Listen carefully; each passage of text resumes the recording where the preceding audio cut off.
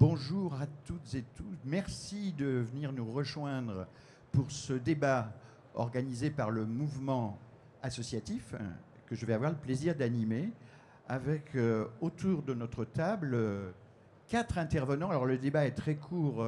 David, tu tiendras le temps, peut-être tu nous préviendras. Hein. Alors David Ratinou, qui est responsable du plaidoyer, et c'est un peu ce qu'on va faire là, du plaidoyer, avec Madame Christelle Matteux, qui est maire de la Masquère. Alors, elle vous expliquera où est la Masquère. Quelqu'un connaît la Masquère? Je ne suis pas sûr. Vous aurez peut-être la possibilité de vous exprimer. Vous connaissez la Masquère? Oui, mais vous trichez, vous. Et puis, notre ami, alors Martin, on va se tutoyer parce que c'est pas très bien normalement les journalistes, mais on va pas faire semblant. Martin Bobel, qui est vice-président du mouvement associatif, qui est par ailleurs administrateur ou ex-administrateur des réseaux de ressourcerie et qui est élu avec la présidente du mouvement associatif, d'ailleurs Claire Thury, élu comme au conseil, je vais me planter, tu vas présenter le CESE, hein, tu vas présenter le CESE. Et je vous donne la parole tout de suite, honneur aux dames. Alors, Madame la maire ou Madame le maire? Madame la maire. Madame la maire, très bien. Je me Ouais. suis laissé dire que vous étiez assez active justement dans un groupe d'élus féminines qui essaient d'avoir une parole un peu différente en tant qu'élus. C'est un bruit, peut-être que c'est pas vrai. Alors si, je le revendique très fortement, effectivement. Bonjour à tous et à toutes. Merci d'abord de mettre à l'honneur les associations sur les territoires. C'est quand même extrêmement important. Effectivement, je suis aussi membre d'un réseau de femmes élues qui s'appelle Élus Local. Et j'invite toutes les femmes élues à rejoindre un réseau, quel qu'il soit d'ailleurs, hein, pour essayer d'avancer dans leur mandat, parce que si on est obligé de faire passer des lois sur la parité, c'est qu'à certains moments, ça ne vient pas spontanément. Et donc, la place des femmes, qui représente, je le rappelle, plus de 50% de l'humanité, doit quand même se faire, y compris au sein des collectivités locales. Bien, juste autre point qui est conjoint par rapport aux 50%, c'est que vous êtes, avec un peu plus de 1500 d'habitants, la commune type de France, en fait. Hein, parce que sur 36 000 communes, votre taille de commune, c'est celle-là la plus fréquente. Hein. Alors, absolument. Effectivement, on est donc la Masquère. Je ne suis pas fâchée que vous ne connaissiez pas, puisque même des gens qui viennent pour des réunions, parfois de Haute-Garonne, n'y sont jamais passés. Donc, je ne vous en veux pas. Petite commune du périurbain toulousain, 1600 et quelques habitants. Nous venons de passer la barre des 19 conseillers municipaux. Nous sommes effectivement une commune qui a pour ambition d'accompagner et de redonner du sens à la vie d'un village. En fait, quand nous avons été élus en 2020, nous avons porté très fortement un programme axé autour de l'éducation, du sport et de la culture, avec une politique transversale qui était celle du développement durable. La volonté était vraiment de faire sens dans un village, de redonner de la vie au cœur du village, à faire en sorte que les gens se connaissent à nouveau, se parlent, échangent, parce que comme tous les villages d'une aire urbaine, nous pourrions être qualifiés de villages dortoirs, avec des mouvements pendulaires le matin qui partent travailler vers Toulouse et qui rentrent le soir. Et notre volonté, c'était de maintenir un lien entre les habitants et de faire en sorte que les gens se parlent dans la rue, se connaissent, s'identifient et puissent faire des choses ensemble, ce qui donne toute la... Faire territoire ensemble. Faire territoire, c'est ce qui donne le sens aussi de nos communes, je crois. Et donc nous avions un tissu associatif qui existait, mais qui était relativement faible, puisqu'il y avait 6 associations. Ces associations étaient, pour certaines, un peu en déshérence. Il y avait des difficultés, évidemment, comme dans tout le milieu associatif aujourd'hui, à avoir des bénévoles, à faire des activités, etc., etc. Et donc, un des premiers engagements forts que nous avons pris au début du mandat, ça a été d'octroyer des subventions d'investissement. C'est-à-dire que nous leur avons donné les moyens d'acheter des équipements. Je pense aux associations Madame la sportives. maire, on va y revenir tout de suite. Ah oui, je vais déjà Excusez-moi. trop loin, Oui, pardon. vous allez trop vite. Et vous avez raison, c'est votre enthousiasme à parler de votre territoire. Mais par contre, je voudrais que notre ami Martin se présente aussi, parce que l'idée, en fait, que nous avions eue sur ce débat, c'était que vous dialoguiez tous les deux. Hein. Je m'écarterai comme ça, et puis vous pourrez échanger sur comment... Alors, excuse-moi, mais j'ai l'impression que le CESE est aussi bien connu que le village de la Masquère. Oula, c'est très C'est pas une honorifique provocation, mais Non, on sait que c'est compliqué. Je pense que tu as raison. Le CESE, c'est assez peu connu, en effet. Et d'ailleurs, je pense que c'est une chambre qui mérite vraiment d'être connue. En gros, le CESE, dans la Ve République, ça a été pensé comme l'institution de la démocratie sociale.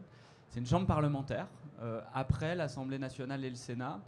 Et elle est constituée des corps intermédiaires, c'est-à-dire en gros des organisations de la société civile organisée, les syndicats, le patronat, les interprofessions de type FNSEA par exemple, et des ONG et des associations. Voilà. Son travail, c'est de conseiller l'action publique. On est un hémicycle, on est 175, et on écrit des rapports et des préconisations d'action publique pour le reste du Parlement, c'est-à-dire Sénat, Assemblée, pour le gouvernement et plus généralement pour l'action publique. Chambre qui mérite un peu plus d'être connue pour deux raisons. Même si vous vivez dans un palais magnifique. Qui mérite d'être connue pour deux raisons principales. La première, c'est sa capacité à produire du dialogue entre corps intermédiaires et donc possiblement organisations à orientation politique très différentes. Et dans ce moment-là, dans le moment qu'on vit aujourd'hui où on polarise et où on crispe le débat politique, le CESE a quand même beaucoup à transmettre de la qualité de son travail collectif. Son but, c'est d'identifier quelles sont les voies de passage entre des organisations qui peuvent avoir des orientations politiques ou des orientations stratégiques très différentes. Donc c'est là, une chambre de culture du consensus, et deux, c'est aussi une chambre qui fait des travaux de qualité, franchement. Alors des fois on a des préconisations un peu molles, mais pas toujours. Juste, insère. Un bruit court, tu as commis un rapport avec d'autres collègues l'année dernière qui a fait quand même un peu de bruit et qui a justement permis de mettre un peu de couche projecteur sur le CESE. On en dit deux mots avant de passer la parole à David. Deux mots, hein, promis.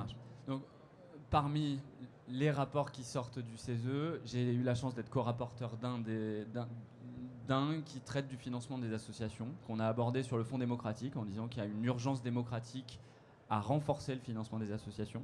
Et c'est un travail que j'ai co-rapporté avec une femme qui a été la première secrétaire générale de la Mutualité française, qui s'appelle Dominique Joseph. Merci, merci. On passe la parole à David. On va lui passer le micro pour qu'il nous explique en très peu de mots, ça consiste en quoi le plaidoyer pour le mouvement associatif aujourd'hui. 4 points, je me suis laissé dire, sur la question de faire territoire ensemble. Alors, le plaidoyer du mouvement associatif est un peu plus large, mais aujourd'hui on est là aussi pour parler plus spécifiquement du plaidoyer par rapport aux municipales et aux communes. Et donc on a un plaidoyer qui s'appelle Refaire commune, qui s'articule en 4 points. Je pense que vous les avez vous avez le document. L'idée de ce plaidoyer, c'est de revenir en 4 points sur comment permettre à des associations et des collectivités, des communes de travailler ensemble donc sur le territoire. Les 4 axes de travail qu'on a repris, c'est la question de l'engagement. Donc la question de l'engagement bénévole qui est très importante parce que beaucoup de communes d'ailleurs qu'on croise, beaucoup d'élus nous disent l'importance du dynamisme sur leur territoire qui est souvent représenté par des associations et des bénévoles qui s'engagent. Le deuxième point, c'est la question du financement des associations. Donc à la fois parce que le monde associatif vit à l'heure actuelle une situation très compliquée dans son histoire. Je pense que Martin y reviendra et je vais le laisser là-dessus, mais aussi parce que la question du financement, elle peut aussi se penser de différentes manières. Il n'est pas forcément toujours question de montant, mais aussi de la manière dont on pense la question du financement et de la collaboration avec les associations. Troisième point, coopération. Moi je pense que c'est un des points qui est central aujourd'hui, de comment est-ce qu'on coopère aujourd'hui avec des associations sur son territoire. Les associations en soi, elles ont toujours une parole sur leur sujet de compétence, et des fois renforcer ce dialogue entre associations et collectivités, je pense que c'est un des points centraux. Et le dernier point, c'est la question de l'accompagnement. On sait que les associations font face à des difficultés importantes, que ce soit en termes de bénévolat, des fois de savoir comment remplir des documents, etc. Et là-dessus, il y a des dispositifs qui existent, il y a des solutions qui existent, et donc on aborde aussi cette question de l'accompagnement dans ce plaidoyer. Madame la maire, abordez les 4 points. J'étais sûr que vous alliez dans cette direction-là, à votre façon, à la façon dont vous le voyez. C'est votre premier mandat. Oui. Il y avait peu d'associations avant votre arrivée. Oui, alors il y avait effectivement peu d'associations et on s'est positionné dans un rôle à la fois de facilitateur et d'accompagnateur. C'est-à-dire qu'on a facilité le travail des associations, alors comme beaucoup le font déjà, en mettant à disposition bien évidemment nos bâtiments, nos Vous services. êtes passé de 5 à 16, c'est ça? De 6 à 16 associations effectivement sur la durée du mandat. Et on a augmenté l'accompagnement aussi financier, je le disais, par des dotations d'investissement. L'idée, c'était de permettre aux associations de remplir leur rôle, en fait, tout simplement. Il n'y a pas d'amour, il n'y a que des preuves d'amour. On peut dire régulièrement, on est pour le tissu associatif, il faut qu'on peut questionner aussi, parce que l'État délègue aux associations beaucoup de choses, et sans pour autant leur donner toujours les moyens qui vont avec. Donc nous, on a choisi d'accompagner le tissu associatif. Mais plusieurs niveaux de tissu associatif. Il y a, à mon sens, on a travaillé avec 3 niveaux. Il y a un niveau qui est un niveau d'expertise. Je pense par exemple aux questions liées à la transition écologique et au développement durable. Sur le réaménagement de notre commune, on a fait appel à des associations qui travaillent sur la renaturation, qui travaillent sur les espèces locales, qui travaillent sur... qui sont accompagnatrices de ces sujets-là. Et là, on est sur des associations qui nous apportent à nos communes de l'expertise et de la connaissance. Vous en avez besoin. Et on en a besoin quand on est une petite commune de 1600 habitants. On en a besoin. Il y a un deuxième niveau qui est celui qu'on met en place quand on travaille avec le Secours populaire, quand on travaille avec la Croix-Rouge, sur des actions qui sont des actions d'envergure qui peuvent être parfois nationales, mais qui sont aussi souvent locales. Et ensuite, il y a ce qu'on voit d'habitude, ce qu'on voit le plus sur les associations, ce sont les associations du village, de la commune. Et là, c'était vraiment... Alors là, ça va être aussi bien sportif, loisirs, c'est très divers. Ça peut être le foot, le yoga. Chez ça vous, peut c'est quoi? être Concrètement, chez vous, c'est quoi? Ah ben chez nous, concrètement, quand on est arrivé, il n'y avait pas de foot. Aujourd'hui, il y a une équipe de foot qui monte? Ah, senior. Et une école de foot qui s'est montée. Ensuite, on a du yoga, on a de la généalogie, on a de la couture, on a différents types d'associations. Et on a une association d'histoire aussi, différents types d'associations qui chacune ont besoin d'être accompagnées. C'est-à-dire que par exemple, on met à disposition aussi nos outils de com. Quand les associations ont des événements, on met à disposition tous nos outils de com pour qu'elles puissent rayonner et faire savoir ce qu'elles font. L'idée, c'est vraiment d'être dans ce rôle de passation d'informations et en même temps d'échange de compétences et puis d'échange aussi d'activités pour faire en sorte qu'elles puissent travailler. Je vais donner un autre exemple. Nous avons développé un budget culture qui est sanctuarisé, qui est à 7% pour les financiers. Vous pouvez mesurer l'importance, c'est beaucoup. Il est sanctuarisé et il devrait se poursuivre dans cette idée-là. Quand nous faisons un événement culturel, à l'entracte, c'est une association de la commune qui va proposer les crêpes, la buvette, etc., etc. De manière à ce qu'ils puissent faire entrer des fonds et du coup, ils peuvent ainsi développer ensuite des activités. On est complètement dans cette idée-là. Et le dernier point, c'est qu'on veut vraiment les accompagner parce qu'on a aussi des relais sur certains moments privilégiés de la commune avec lesquels on peut travailler, thésauriser. Je pense par exemple à tous les moments que nous avons tous sur les communes qui sont par exemple les moments commémoratifs. Nous travaillons beaucoup avec les associations pour sensibiliser les gens à ces sujets-là. Et de fait, ça marche. On aime bien, nous, ces moments, précisément parce que je suis journaliste à un média qui s'appelle Le Moment et qui va retransmettre, d'ailleurs, votre parole sera retransmise dans beaucoup de villages en France et qui pourront avoir votre exemple. Mais je voulais entendre comment Martin entendait justement ces questions d'accompagnement. Alors, quand même, il faut préciser qu'avant d'être un prestigieux élu dans ce magnifique Palais d'Iéna, je vous incite à visiter parce que c'est un beau monument par ailleurs de la République, tu as été un responsable associatif de base sur des questions très tendues en ce moment, qui est la question de la récupération de de récupération de tout un tas de choses. Tu avais déjà oublié? Non, mais je pense que c'était plutôt comment vous... Voilà, je m'écarte. Comment vous pouvez, du haut de ce palais de la République, avoir des contacts avec une élue qui met les associations au cœur de son travail? Bon, peut-être premier propos, mais je pense que c'est exactement ce dont vous étiez en train de témoigner, c'est que les associations sont partout et beaucoup plus que ce qu'on croit. Voilà.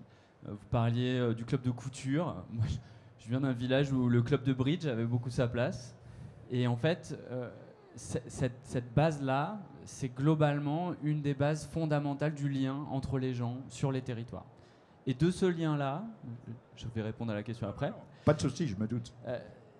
C'est une des bases les plus fondamentales de notre organisation démocratique. Voilà. Et je pense que c'est vraiment important de le dire. Et quand je vous entends parler, je me dis... ça fait longtemps que cette réflexion-là court chez nous, c'est qu'il y a un lien très fort entre les élus locaux et les associations, pour plein de raisons. Mais c'est vrai que quand on marche dans les couloirs de ce salon, et on l'entend encore plus du côté du Congrès, c'est que quelque part les élus locaux nous disent à peu près la même chose que ce que nous disent aujourd'hui les associations. On a de moins en moins d'argent parce que l'État met la pression budgétaire sur les collectivités territoriales, retire de la fiscalité et ainsi de suite. J'ai plus le chiffre exact, mais je crois que c'est plus de 90% des élus qui ne sont pas indemnisés, qui sont bénévoles. Il me semblait que c'était 95, mais on est à peu près dans ces ranges-là.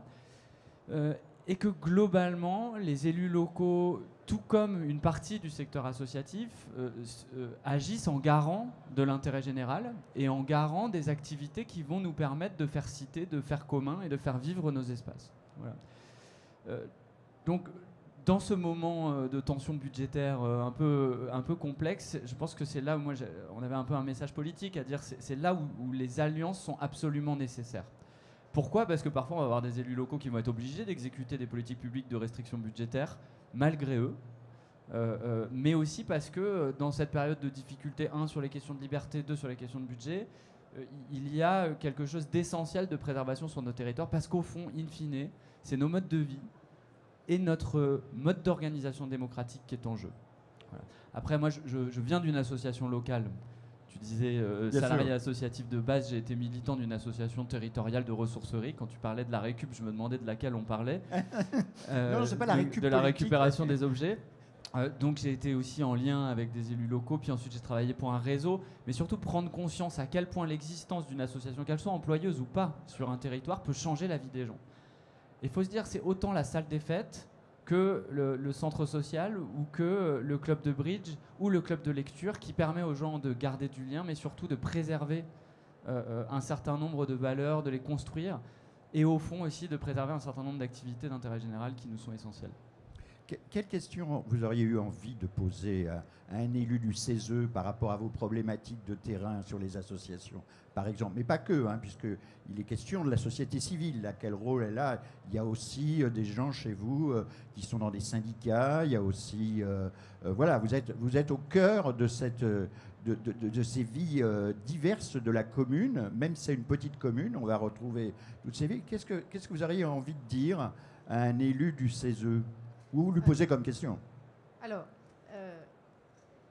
je crois qu'il y a les éléments de réponse ont déjà été donnés, mais la question, mais je crois que le CESE il travaille déjà, le rapport va dans ce sens-là, c'est-à-dire quelle est la place que l'État veut donner aux associations, et à partir du moment où l'État lui donne une place, quels sont les moyens qu'il lui confie pour pouvoir réaliser ces missions. Aujourd'hui, on se retrouve avec des associations, et on va le voir, mais 2 minutes quand même d'éléments politiques du contexte. On est dans un contexte financier où les associations vont être extrêmement impactées dans les mois à venir sur leur fonctionnement. On est dans une situation, alors je ne sais pas chez vous, mais en tout cas dans nos communes, en tout cas dans la mienne, on a des situations qui sont quand même tendues pour un certain nombre de nos populations. Et si les associations qui aujourd'hui, pour certaines, remplissent des missions très importantes d'intérêt général, n'ont plus les moyens de les remplir, on va se retrouver quand même dans des situations extrêmement compliquées. Il ne vous a pas échappé que on a un slogan en mouvement associatif qui est « ça ne tient plus ». C'est-à-dire qu'au bout d'un moment, quand l'élastique tire de tous les côtés, ça devient compliqué de continuer à maintenir un système. Vous le ressentez ça au CESE, le « ça ne tient plus » ?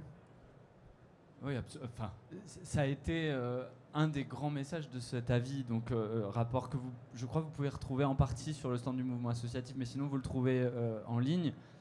On l'a qualifié d'urgence démocratique et on l'a qualifié à l'unanimité. C'est-à-dire qu'en fait, on a réussi à réunir et la droite et le centre et la gauche du Conseil pour dire que le fait associatif est essentiel pour notre société, qu'il est essentiel pour notre démocratie, que ce n'est pas un sujet partisan et que nous sommes dans un moment de bascule.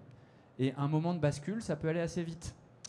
On a observé un certain nombre de risques de bascule systémique où on se dit là ça tient, et puis à un moment, paf, on passe de l'autre côté.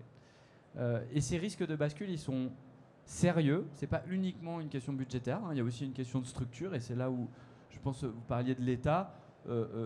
Globalement, le législateur au sens large a un rôle à jouer, pas uniquement sur les budgets pour sécuriser les associations, et on a fait le travail d'analyse de ce qui devrait ou pourrait être changé pour que les choses aillent mieux. Voilà, on l'a qualifié à l'unanimité comme tel. Nous sommes dans un moment d'urgence et le mouvement associatif a perduré cet appel qui quand même était déjà existant dans beaucoup de secteurs différents, mais pour là aussi la première fois à l'unanimité, l'intégralité des fédérations représentées dans le mouvement associatif s'accordent pour dire c'est tellement urgent qu'on va dans la rue. Et puis c'est tellement urgent qu'on passe un slogan clair. Le 11 octobre, il y avait Voilà. 350 manifestations. On a d'ailleurs au moment retransmis ces débats qu'il pouvait y avoir. Il y en a eu près de Toulouse aussi, hein, beaucoup. Tout le monde était alors dans la rue ou dans la campagne, hein, puisqu'il y a des associations partout sur le territoire. Mais pour garder espoir quand même, parce que le tableau fait par nos amis du CESE est quand même assez dramatique. Vous-même, vous dites que sur le terrain, dans votre commune, il y a des gens qui souffrent.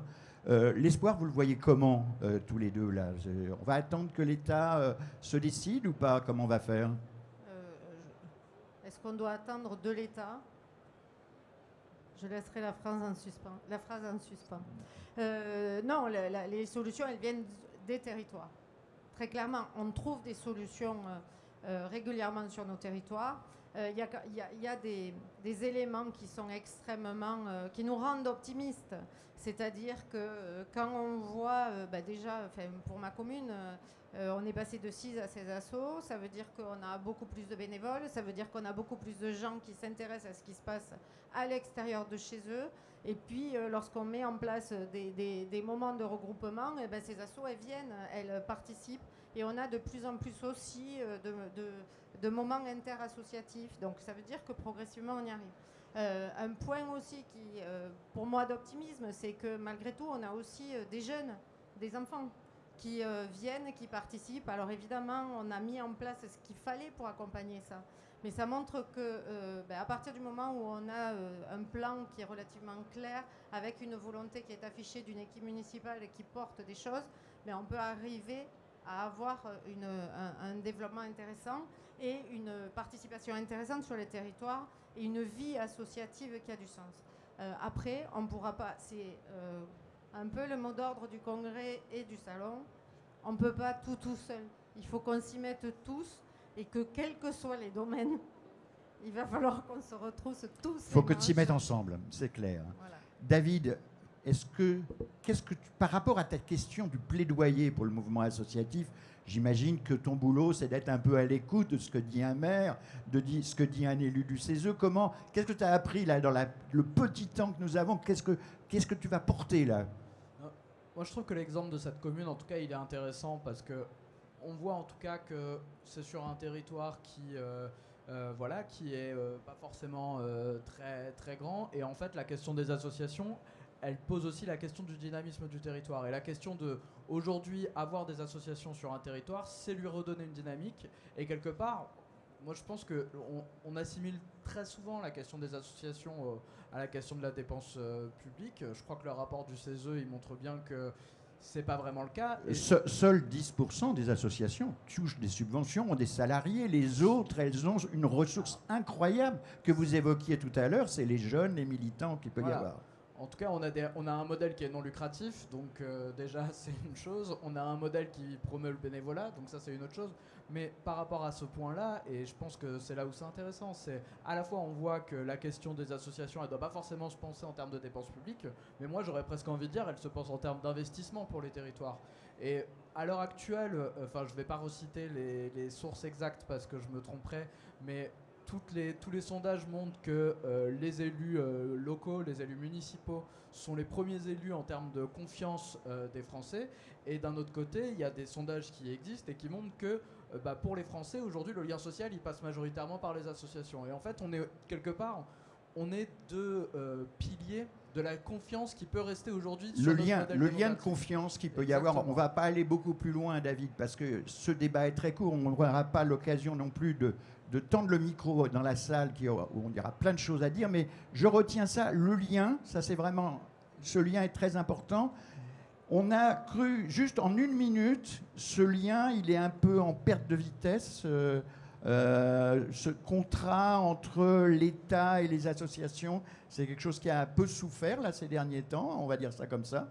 Je pèse mes mots. Alors, vous nous demandiez tout à l'heure une petite note d'optimisme. Moi, je pense que il ne faut pas négliger que notre société est dépendante de cadres que l'on a durement gagnés parfois et qui conditionnent notre capacité à être ensemble et voire même à considérer notre existence de telle ou telle manière. Voilà. Et que ces cadres-là, il faut pouvoir les défendre. Voilà. Et que sans eux, on pourra toujours peut-être un peu faire, mais peut-être qu'on fera moins bien. Voilà. Quand je pense à ces cadres-là, je pense bien sûr à la grande histoire de la sécurité sociale, mais que globalement, on bénéficie d'un certain cadre démocratique, d'un certain cadre de fiscalité, d'un certain cadre de redistribution qui détermine le monde dans lequel nous avons évolué et dans lequel nous construisons. Voilà. Si ces cadres-là, on les érode, possiblement, on fera différemment et possiblement pour nous, ce qu'on voit aujourd'hui, moins bien. Voilà.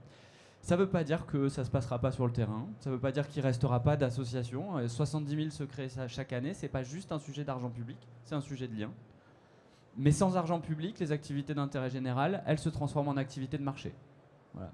Et on peut très bien se poser la question si on sera capable, avec le marché ou pas, de répondre à des enjeux d'intérêt général. Et on sait par avance que la réponse est non. Voilà. Et donc, moi, ce que je dirais en note d'optimisme, c'est qu'il est aujourd'hui pas possible que les choses s'effondrent aussi rapidement, alors que nous sommes plus de 20 millions de bénévoles en France, 1,8 million de salariés, et autant de bénéficiaires. Donc le message un peu collectif, c'est l'union avec les territoires et les élus locaux, urgemment, pour que les choses n'évoluent pas dans le sens de la bascule, et puis l'union avec les citoyens, les citoyennes, les militants, les bénévoles associatifs et les salariés, pour s'organiser, pour que tout ça ne bascule pas d'un côté où revenir en arrière nous prendra beaucoup de temps. Voilà. Madame la maire, j'imagine que vous partagez cette conviction d'un des responsables du CESE, même en haut, on peut avoir des réflexions conjointes et vous êtes d'accord que c'est l'union là qui va nous faire avancer. Alors, on a obligatoirement des réflexions conjointes, puisqu'on a les mêmes préoccupations qui sont celles de maintenir de l'activité sur nos territoires, de maintenir de la vie sur nos territoires. Et je souscris pleinement à cette idée qu'à un moment donné, si les associations se retrouvent en difficulté, c'est le secteur marchand qui prendra le relais. C'est une évidence. Et d'ores et déjà, sur certains domaines, on voit bien que le secteur marchand a pris des parts de marché sur le secteur associatif. On le voit sur des secteurs, je ne vais pas donner d'exemple, mais on a tous en tête des activités, y compris sur nos collectivités, qu'on avait en gestion directe, qu'on a transmises à des délégataires qui au départ étaient des délégataires pour beaucoup de l'éducation populaire, etc. Et puis après, on est passé sur du secteur marchand, et sans pour autant toujours augmenter en qualité, et parfois même en baissant en qualité. Donc on sait bien que le milieu associatif et l'accompagnement associatif sur les territoires, il est fondamental pour le maintien d'une certaine vision aussi de qu'est-ce que c'est que la société. Qu'est-ce que c'est que faire société? Est-ce qu'à un moment donné, sur certaines missions, est-ce qu'on est obligé d'avoir des acteurs marchands sur certaines missions? Et les réflexions, à mon avis, doivent aussi aller sur qu'est-ce qui fait à un moment donné le commun. Qu'est-ce qui fait qu'on fait société ensemble et quelles sont les missions sur lesquelles le commun doit peut-être échapper à du secteur marchand. Je vous invite à participer à une des émissions qu'on fait sur le moment qui s'appelle Monnaie. Parce qu'aujourd'hui, c'était ce moyen d'échange qui était ce moyen d'échange qui était la monnaie devient le but de beaucoup. Et puis, on va être obligé de... Alors, vous allez pouvoir retrouver ce débat sur les ondes de différentes radios. Merci. On va se croiser encore d'autres fois. Je crois qu'il y aura des choses à dire du côté du CESE. Je ne vous promets pas qu'on vienne bientôt. Vous êtes les bienvenus. Mais par contre, si vous passez par là, n'hésitez pas. Est-ce que tu veux rajouter en 1 minute une petite chose où tout a été dit pour l'essentiel ? Non, juste dire que si ça vous intéresse de continuer le débat, vous êtes les bienvenus aussi sur le stand du mouvement associatif Allez-eux, juste derrière. Juste derrière, voilà. Merci beaucoup. À très bientôt.